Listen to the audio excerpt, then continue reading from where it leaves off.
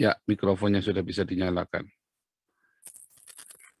Baik, siap Pastor. Terima kasih Pastor Paul. Haleluya.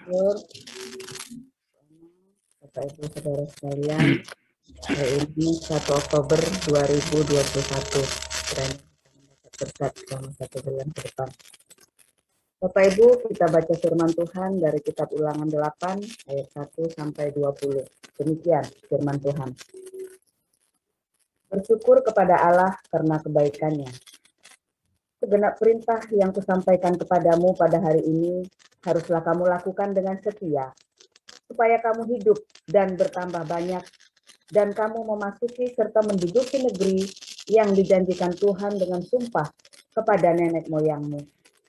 Ingatlah kepada seluruh perjalanan yang kau lakukan atas kehendak Tuhan Allahmu di padang gurun selama 40 tahun ini, dengan maksud merendahkan hatimu dan mencobai engkau untuk mengetahui apa yang ada di dalam hatimu, yakni apakah engkau berpegang pada perintahnya atau tidak. Jadi ia merendahkan hatimu, membiarkan engkau lapar, dan memberi engkau makan mana yang tidak kau kenal, dan yang juga tidak dikenal oleh nenek moyangmu, untuk membuat engkau mengerti bahwa manusia hidup bukan dari roti saja, tetapi manusia hidup dari segala yang diucapkan Tuhan. Pakaianmu tidaklah menjadi buruk di tubuhmu, dan kakimu tidaklah menjadi bengkak selama 40 tahun ini. Maka haruslah engkau insaf bahwa Tuhan Allahmu mengajari engkau seperti seseorang mengajari anaknya. Oleh sebab itu, haruslah engkau berpegang pada perintah Tuhan Allahmu dengan hidup menurut jalan yang ditunjukkannya dan dengan takut akan Dia. Sebab Tuhan Allahmu membawa engkau masuk ke dalam negeri yang baik, suatu negeri dengan sungai, mata air, dan danau yang keluar dari lembah-lembah dan gunung-gunung.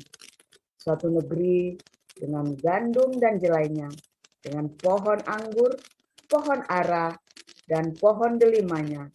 Suatu negeri dengan pohon zaitun dan madunya. Suatu negeri di mana engkau akan makan roti dengan tidak usah berhemat, di mana engkau tidak akan kekurangan apapun.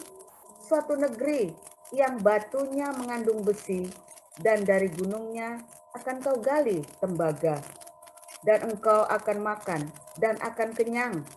Maka engkau akan memuji Tuhan Allahmu karena negeri yang baik yang diberikannya kepadamu. Hati-hatilah supaya jangan engkau melupakan Tuhan Allahmu dan tidak berpegang pada perintah, peraturan, dan ketetapannya yang kusampaikan kepadamu pada hari ini. Dan supaya apabila engkau sudah makan dan kenyang, mendirikan rumah-rumah yang baik, serta mendiaminya.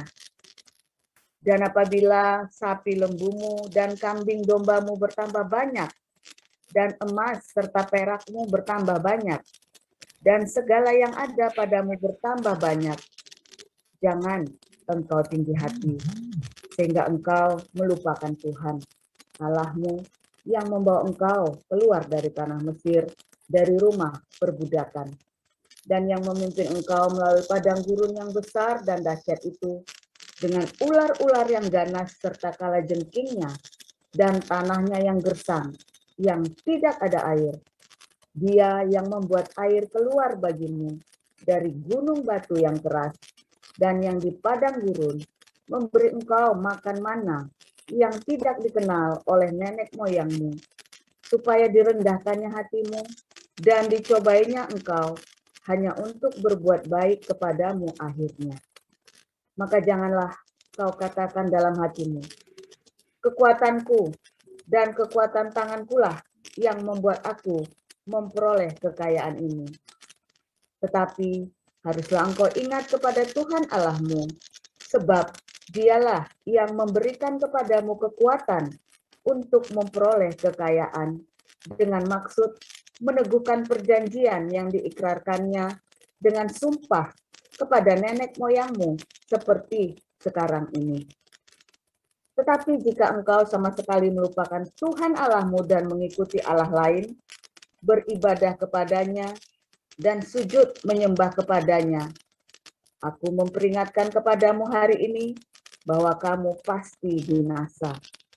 Seperti bangsa-bangsa yang dibinasakan Tuhan di hadapanmu, kamu pun akan binasa, sebab kamu tidak mau mendengarkan suara Tuhan Allahmu. Demikian firman Tuhan. Silakan Bu Vivin. Halo, Pastor Paul. Shalom.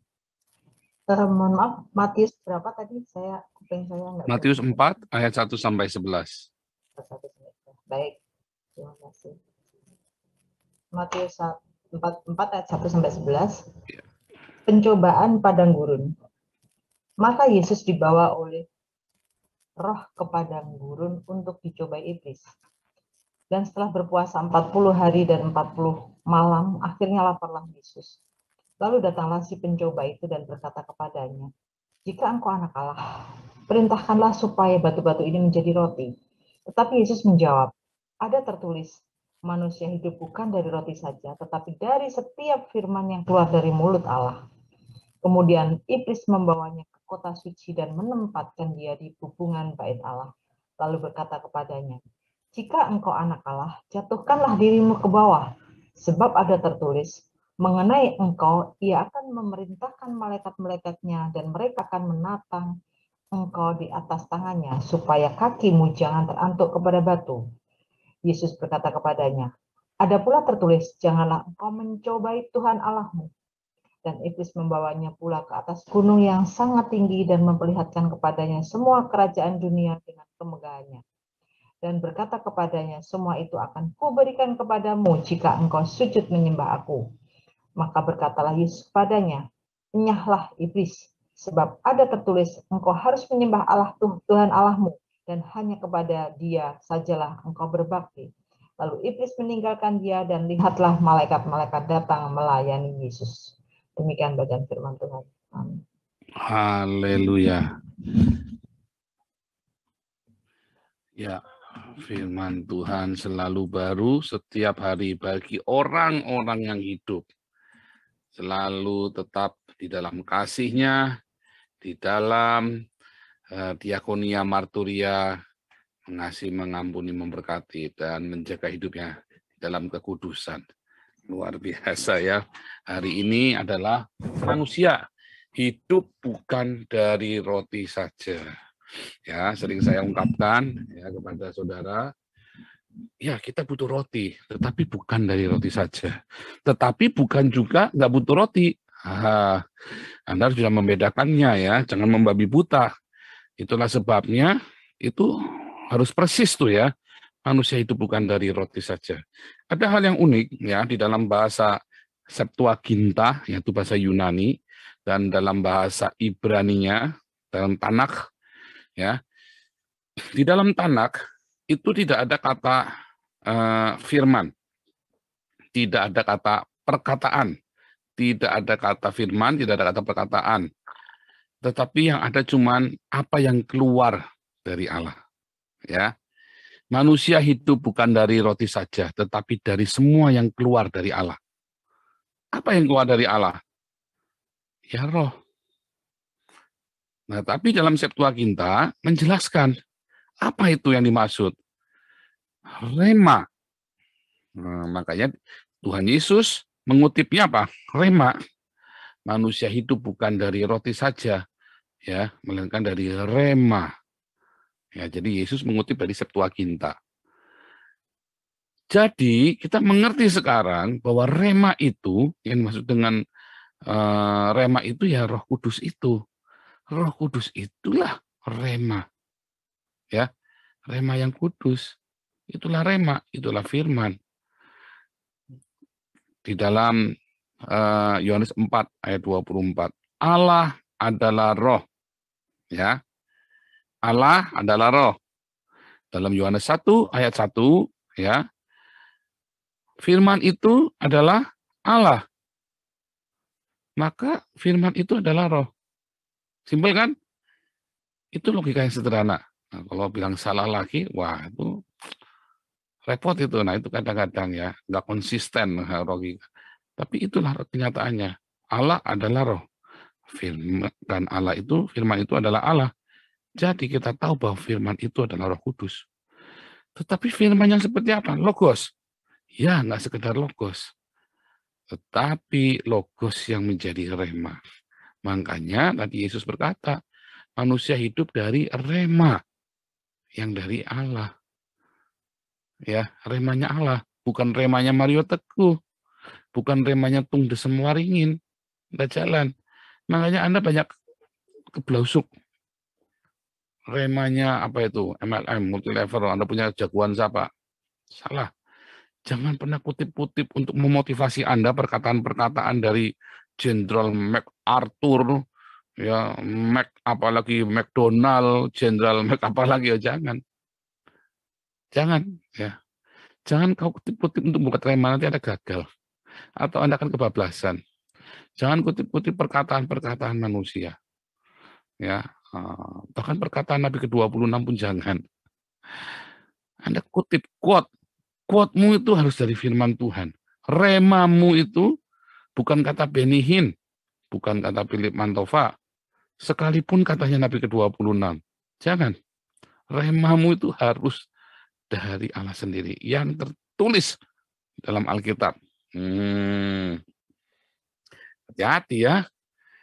Karena pernah ada cerita di Alkitab, seorang nabi yang masih yang junior lah. Ya, dia baru bernubuat buat Yehu itu kan. Wah, Yehu itu dikutuk ceritanya kan, dan terjadi.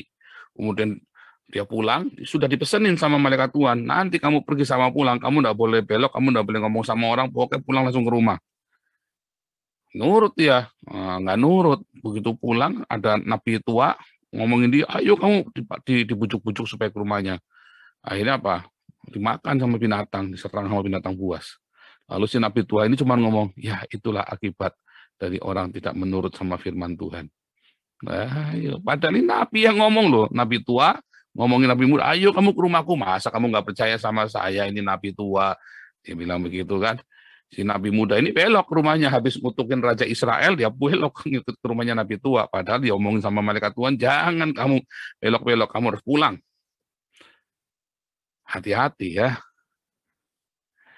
Jangan ikuti perkataan saya. Sekalipun. Ya, makanya kalau ada para pendeta-pendeta, memang itu jangan kagum itu sama pendeta. Anda hanya boleh cek apakah benar di Alkitab tertulis demikian. Ya, makanya ikuti kelas evangelis. Supaya Anda tahu bahasa aslinya, ya nanti Anda bisa mengerti bagaimana kita memahami bahasa aslinya. Bagaimana dituntun dengan teks yang tertulis. Ikutin kelas evangelis. Oktober tanggal 6, tapi udah penuh ya. Mulai lagi Desember. Desember kita udah mulai lagi. Oktober sudah penuh ya, tanggal 6 Oktober Rabu depan. Sudah penuh. Bulan November kita ada kelas apologetik. Bulan Desember kita mulai lagi kelas evangelis. Bulan Januari kita mulai kelas Ibrani yang baru. Ya, kelas Ibrani baru. Jadi syaratnya harus kelas evangelis dulu, baru boleh ikut kelas Ibrani ya. Jadi begitu saudara, Anda harus belajar sesuai firman, bagaimana hidup sesuai firman yang tertulis. Bukan kata pendeta, sekalipun. Hati-hati ya. Firman Tuhan menuliskan, mencatat semua sejarah, gereja tidak tergantung dari satu orang. Gereja tidak tergantung dari satu orang saja atau kepada sekelompok manusia, tapi gereja bergantung kepada yang tertulis di Alkitab. Ya, nah, nanti belajarnya di kelas evangelis. Ya, nah menarik ya, di dalam kitab Ibrani tidak dikatakan bahwa itu adalah perkataan firman dan sebagainya, tapi semua yang keluar dari Allah. Di dalam kitab Septuaginta ditulis itulah rema. Sedangkan kita tahu bahwa rema adalah firman yang hidup. Nah, kita cocokkan di dalam Yohanes 4 ayat 24, Allah adalah roh. Kemudian dalam Yohanes 1 ayat 1, firman itu adalah Allah. Jadi kita sekarang ngerti bahwa firman itulah Roh Kudus. Ya. Nah, jadi saudaraku, Ketika Anda dikatakan hidup bersama dengan Roh Kudus, artinya setiap hari Anda baca firman yang tertulis atau dengarkan Alkitab audio, dan saudara hidup di dalam mengasihi, mengampuni, memberkati, berdiakonia, bermarturia, supaya logosnya itu jadi rema. Dan itulah yang namanya penuh dengan Roh Kudus. Ya, bukan kesurupan. Bukan seperti orang kesambet jahe langkung. Tiba-tiba, aku di mana? Wah, Anda jadi manusia yang lain. Matamu jelalatan. Hartolistio, nanti kamu akan ketiban duren. Wah, haleluya katanya Hartolistio, Pak Harto kan. Pak Enardo, nanti kamu akan ketiban kelapa. Waduh, gawat aku. Bukan begitu. Wah, nggak begitu ya, hati-hati. Sembarangan nggak perlu buat orang tiba-tiba kesurup. Wah, Anda harus curiga kalau orang tiba-tiba kayak kesambet terus dia berubah gitu, terus dia bisa tunjuk-tunjuk. Nah, enggak begitu ya. Penuh Roh Kudus itu enggak seperti itu. Kalau orang penuh Roh Kudus kita tahu dari mana? Dari buahnya. Dari buahnya. Tapi ada orang yang punya karunia membedakan roh saat itu juga ada. Seperti saya, ya. Kok Pak pamer? Bukan, saya namanya cerita nih, kalau nggak ngomong sombong lagi. Kalau kita coba itu kadang-kadang orang itu loh. Karena iman dan aturannya itu retorika. Itu orang seperti saya punya karunia membedakan roh. Ya, makanya saya pernah ceritakan. Saya tahu. Nah, makanya saya sangat berhati-hati dengan yang namanya roh-roh itu. Saya percaya ada satu oknum ya. Bahkan Roh Kudus itu pun sebuah bahwa Allah atau Roh Kudus itu pun adalah sebuah oknum yang kita kenal di dalam Yesus Kristus. Karena Allah itu nggak bisa dilihat, bagaimana Anda bisa tahu? Oh, tapi bisa kurasakan? Enggak juga. Nggak bisa. Anda hanya bisa merasakan dan panca indera kita hanya bisa merasakan Yesus Kristus yang hadir selama 3 tahun. Sisanya itu adalah pekerjaan iman. Kalau Anda, tapi saya merasakan, itu adalah hasil dari amigdala Anda. Hasil dari sintesa, dari fantasi otak Anda. Kalau Anda punya kecerdasan spiritual, apa yang Anda rasakan di dalam roh Anda bisa visualisasikan atau bisa wujudkan. Nah, itu yang benar. Semoga Anda paham. Jadi hati-hati. Jangan sampai Anda punya iman yang membabi buta tanpa Anda mengerti. Ya, saya tidak mengajari Anda untuk sok kritis atau sok liberal, enggak. Tapi saya lagi ngajari Anda supaya jangan berilusi tentang Tuhan. Allah atau Tuhan, ya, atau dewa yang bukan hasil ilusimu. Makanya sangat jelas sekali firman Tuhan mengatakan, manusia hidup bukan dari roti saja, tetapi dari semua yang diproses dari Allah. Apa? Roh. Apa itu Roh Kudus? Itulah firman yang jadi rema. Makanya orang setiap hari, orang hidup dari rema ke rema, dia punya iman tambah besar, iman tambah besar. Dan dia bisa berkata kepada gunung itu beranjak dan beranjak. Kepada masalah itu, dan kita bisa ngerti itu akan terjadi apa enggak doa-doa kita. Karena kita sudah punya rema. Makanya dicoba. Ya, saya bilang coba. Nah, kalau Anda lihat tadi, ya, iblis pun tahu firman Tuhan loh. Tapi kenapa iblis itu jadi begitu? Karena dia tidak rema. Orang liberal juga tahu Alkitab, tapi nggak rema. Nggak menjadi kehidupannya dia. Cuma jadi apa? Cuma jadi teori. Nah, kita lihat di dalam Matius 10 ayat 16. Oh, saya aja. Aku aja, Mam. Matius 10 ayat 16. Ini saya buka ya. Supaya bisa saya coret-coret, supaya Anda bisa ngerti bedanya. Jadi iblis pun mengerti firman Tuhan. Kalau Anda baca dalam Kejadian 3 ayat 1, juga jelas. Iblis, ular adalah binatang yang paling cerdik, binatang yang paling arum. Adam dan Hawa, mereka arum, tetapi mereka tidak tahu kalau mereka arum. Mereka telanjang, tapi tidak tahu mereka telanjang. Mereka mengerti, mereka berwawasan, mereka terbuka, tapi mereka tidak tahu kalau mereka terbuka. Ular adalah binatang yang paling terbuka. Ya, terbuka dalam hal apa? Firman Tuhan, ngerti semuanya. Ya, firman itu bersama dengan Adam dan Hawa, mereka disuruh beranak pinak, tapi Adam dan Hawa nggak ngerti. Kalau mereka tahu bahwa mereka tahu, setelah dia makan buah pengetahuan, maka si Adam dan Hawa jadi tahu kalau mereka ternyata sudah tahu. Ya, itu begitu. Saya akan bacakan, saya akan tunjukkan kepada Anda yang di dalam Matius 10 ya, ayat yang ke-16. Ya. Matius 10 ayat yang ke-16. Bukakan.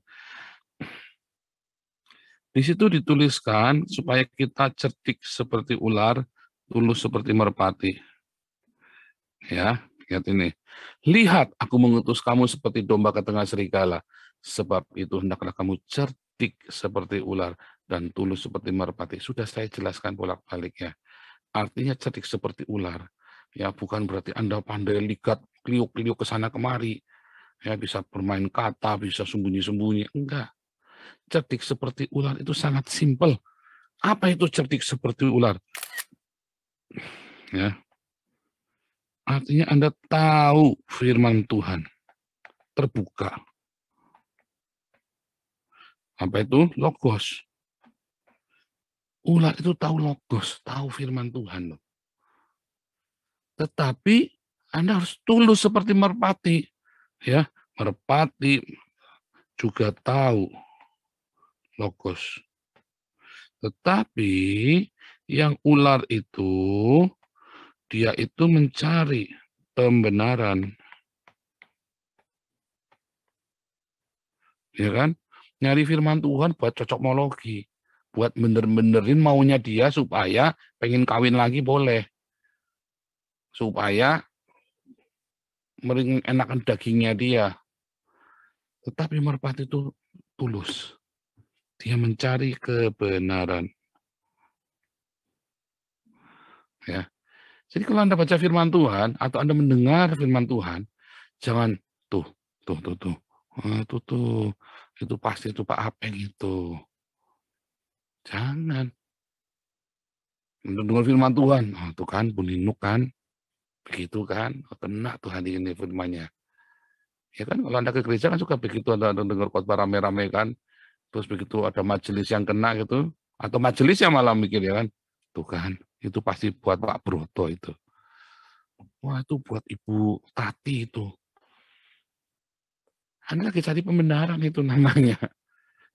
Ketika kita dengar firman Tuhan, jangan ngurusin orang lain. Urusin badan kita dulu. Jangan pernah ngurusin orang lain. Kalau Anda dengar firman Tuhan, ini harusnya istriku dengar ini. Biar dia ditegur oleh firman Tuhan. Tapi nyatakan kamu yang dengar, toh bukan istrimu. Berarti sebenarnya itu firman Tuhan itu buat kamu, lagi negur kamu. Bukan lagi negur istrimu. Itu yang namanya cerdik seperti ular, tulus seperti merpati. Tahu enggak? Ya, wah mami saya dulu begitu, saudara. Ini harusnya papi kamu dengar. Saya sampai melongo. Mi, tapi kan mami yang dengar, Mi. Ya tapi harusnya papi, kamu nih nggak belain mami, ini malah belain papi. Gimana? Bukan masalah belain. Yang dengerin tuh mami sama saya. Berarti kan aku ini yang denger, aku yang harus berubah, mami yang harus berubah. Iya toh? Papi yang berubah. Dan papiku juga sama saja. Itu sana suruh ke gereja biar dengar firman Tuhan. Loh papi kenapa enggak ke gereja? Nah, kan sama saja. Umat semuanya. Nah, itulah orang cari pembenaran itu loh. Sama saja. Ya, saya cerita realistis ya keluarga saya sendiri. Kami itu dekat sekali dengan saya soalnya ayat kehidupan begitu. Saya juga begitu. Sampai saya ngerti artinya cerdik seperti ular. Pokoknya saya kalau dengar firman Tuhan, saya nggak ngurusin orang lain. Oh, kamu nggak mau selamat, masa bodoh? Pokoknya saya mau selamat. Saya tak dengerin. Kalau ternyata firman Tuhan, wah ini benar-benar, ini saya benar ini. Karena saya pernah ngalami penglihatan, kasih putar film 4 kali, saya baru nyadar kalau itu saya.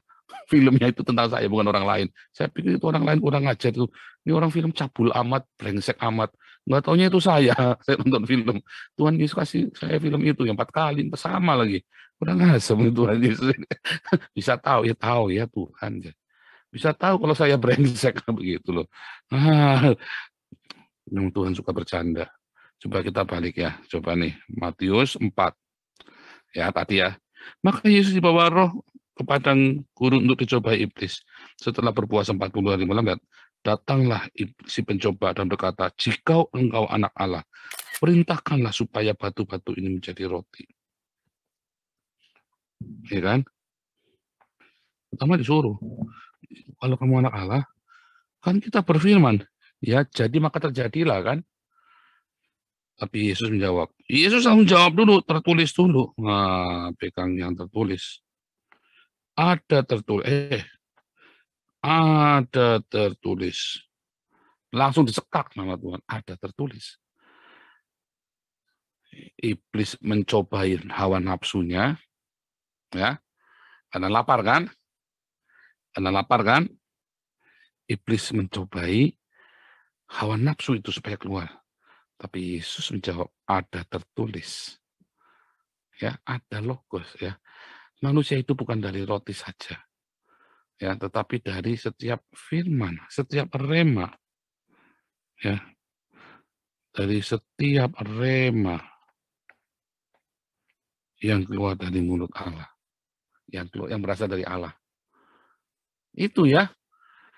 Yang atas ini adalah pencobaan. Pembenaran. Ya kan? Tuhan, aku ini kan anakmu Tuhan. Aku mau pakai mobil Alphard yang baru. Ada tertulis, orang yang mencintai dunia ini menjadikan dirinya musuh Allah. Ya, jadi besok jangan beli Alphard. Beli mobil ya maksimum yang kelas-kelas menengah saja. Ya, jangan yang beli Alphard ya. Kelas menengah saja, sisanya uangnya berikan kepada orang miskin, sumbangkan ke Damaris. Nanti Anda akan diberkati dengan berlimpah, lebih berlimpah lagi.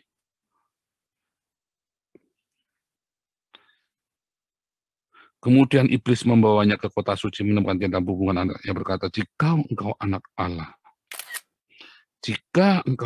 Allah, jatuhkanlah dirimu sebab ada tertulis.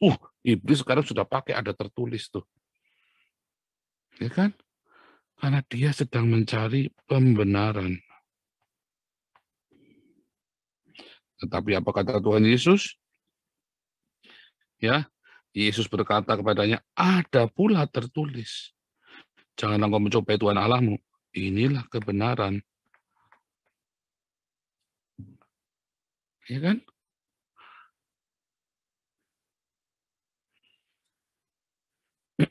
Dan iblis berkata, semua akan kuberikan kepadamu jika engkau sujud menyembahku. Yesus berkata, ada tertulis. Dicobai Yesusnya dengan kesombongan, dengan harta, dengan segala macam kuasa. Tetapi Yesus tetap konsisten. Ada tertulis. Engkau harus menyembah Tuhan. Kurio. Dan Yesus itu disembah. Ya. Menarik sekali ya. Yesus selalu mencari kebenaran. Nah, di padang gurun, carilah kebenaran. Jangan pernah mencari pembenaran. Manusia hidup tidak dari roti saja. Anda butuh roti. Tapi jangan fokus untuk cari nafkah terus. Jangan fokus ke sana. Anda fokus mulai. Sisihkan waktu hidupmu ya untuk berkoinonia. Saling mendoakan. Ya, ada jadwal doa, ambil jadwal doa. Ya. Anda sedang itulah melayani. Anda sedang mengambil jadwal doa. Mendoakan, ngurusin, ikut memikirkan orang lain dalam doamu walaupun cuma membaca, baca dengan segenap hatimu. Wah, ambil waktu untuk berdiakonia, untuk berbagi. Kalau Anda tidak bisa gabung di yayasan. Ya, atau Anda punya ide sendiri. Anda bungkusin beras. Ya, 5 kilo, 5 kilo. Tiap seminggu sekali Anda jalan, keliling, cari. Nanti Anda diberkati. Cari orang miskin buat Anda berkati.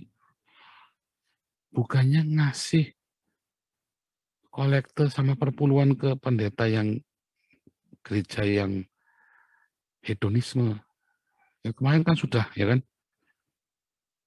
Kemarin kan hamba-hamba Tuhan yang mengajarkan kemewahan luxurious.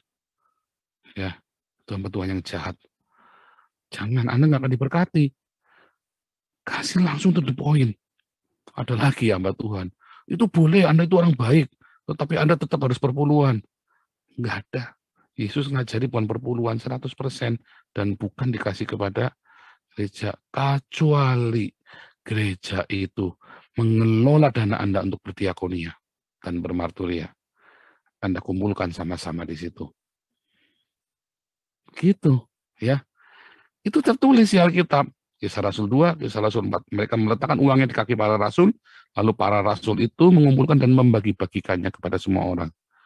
Bukan untuk memperkaya diri. Bukan. Bahkan Paulus berkata, aku miskin namun aku memperkaya banyak orang. Ya, seperti kita, ya kan.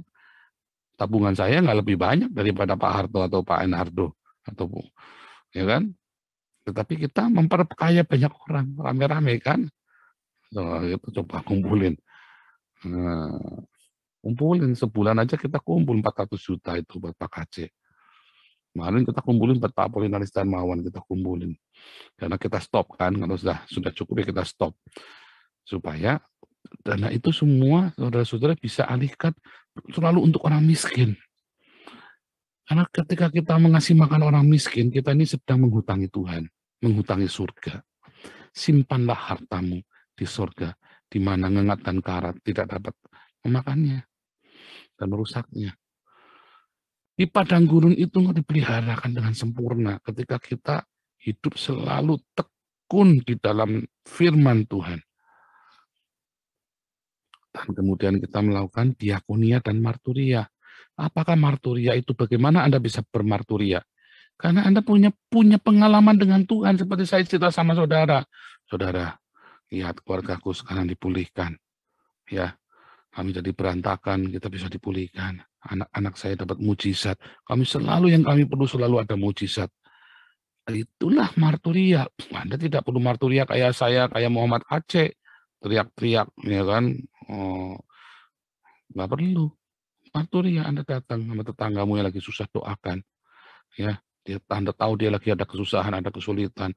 Anda dengarkan. Hati-hati. Tapi tetap menjaga supaya diri jangan cemar, hati-hati. Ya, itulah makanya nanti logos itu yang Anda dengar akan menjadi apa? Logos itu akan menjadi rema. Dan itulah roh kudus yang nanti berbuah, auto berbuah nanti Anda. Tiba-tiba, oh, mama kok sekarang berbeda. Berbeda kenapa, Papa? Iya, tambah cantik. Aduh, senang sekali. Tapi bukan itu yang dimaksud. Karena Anda penuh dengan roh kudus, tiba-tiba hati Anda baik. Tiba-tiba Anda murah hati. Tiba-tiba Anda penuh dengan kesabaran. Oh, Papa kok sekarang sabar sekali, tidak pernah marah-marah. Iya, Ma, kenapa? Iya, karena Papa punya rahasia. Wah, kampleng lah. Jangan. Hati-hati, kalau suami tiba-tiba berubah juga bisa kadang-kadang punya rahasia, punya selingkuhan. Bisa mendadak sabar itu. Pengalaman pribadi, Pak. Ya bukan. Saya pernah diceritain sama teman begitu. Kenapa kamu sekarang? Tapi ya aku takut kenangan. Aku tak sabar-sabari. Kurang asem. Nah, kita kembali ke ulangan tadi ya. Lihat yang menarik sekali ya, ulangan 8 tadi. Ini lihat yang terakhir. Lihat ya. Saudara, waktu saudara melewati padang gurun itu, Anda dilewatkan dari ular yang berbisa, kalajengking, dari semua kesulitan-kesulitan. Anda dilewatkan karena kesetiaan Anda kepada firman Tuhan. Dilewatkan. Ya. Tetapi lihat, ada yang menarik ya. Walaupun Anda masuk di dalam padang gurun, kalau Anda setia dengan logos dan rema, ya, maka Anda kan berbuah.